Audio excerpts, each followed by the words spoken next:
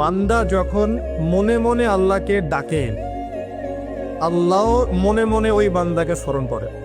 আপনি রাতে শুয়ে আছেন, মনের মধ্যে অনেক কথা, হয়তো অনেক দোয়া আছে, চাওয়া পাওয়া আছে, কষ্ট যন্ত্রণা আছে। আপনি মনে মনে আল্লাহকে ডাকছেন, ডাকতে ডাকতে আপনার চোখ দিয়ে পানি বের হয়ে গেল। আপনি বুঝে নিয়েন ঠিক ওই মুহূর্তে আল্লাহ আপনাকে স্মরণ করেছে এবং আল্লাহ আমাদের খুব কাছে আছে। ওয়াইদা সাআলাকা ইবাদি আন্নি ফাইন্নী করিব। নবী বলে দাও, তোমাকে যখন আমার বান্দারা আমার সম্পর্কে জিজ্ঞেস করে বলে দাও যে আমি খুব কাছে আছি। উজিবু দাওয়াতাদ দাঈ ইযা দাআন। দোয়াকারী যখন আমাকে ডাকে আমি তার দোয়া শুনি। আল্লাহ আমাদের খুব কাছে আছে। কত কাছে? যদি আপনি মনে মনে আল্লাহকে স্মরণ করেন, আল্লাহ মনে মনে আপনাকে স্মরণ করুন। যদি আপনি একটা সমাবেশের মধ্যে আল্লাহকে স্মরণ করেন, আল্লাহ এর চেয়ে উত্তম সমাবেশে আমাদের কথা স্মরণ করুন।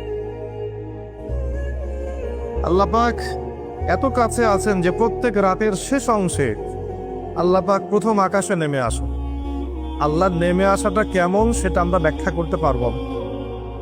এটা ব্যাখ্যা করার জ্ঞান যোগ্যতা কোনোটাই আমাদের নেই। আল্লাহর রহমত নিকটবর্তী হয়,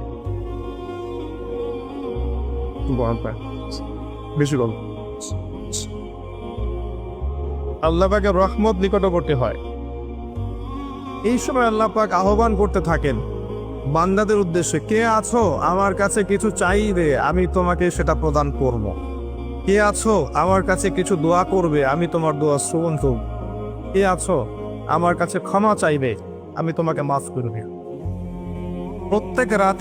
প্রত্যেক রাতের শেষ অংশে আল্লাহ রাব্বুল আলামিন এইভাবে আহ্বান করতে থাকেন ফজর পর্যন্ত। এই সময়টা দেখবেন আমরা হয় ঘুমে কাটাই, অথবা ফেসবুক, অথবা ইউটিউব, অথবা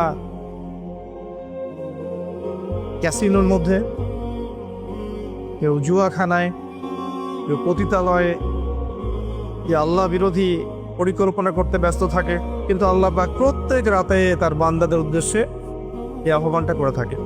আল্লাহ পাক এত কাছে। মানুষ সেই আল্লাহকে ভুলে গেছে যেই আল্লাহ পাক ছাড়া ইবাদত পাওয়ার যোগ্য দ্বিতীয় কোনো ইলাহ নেই।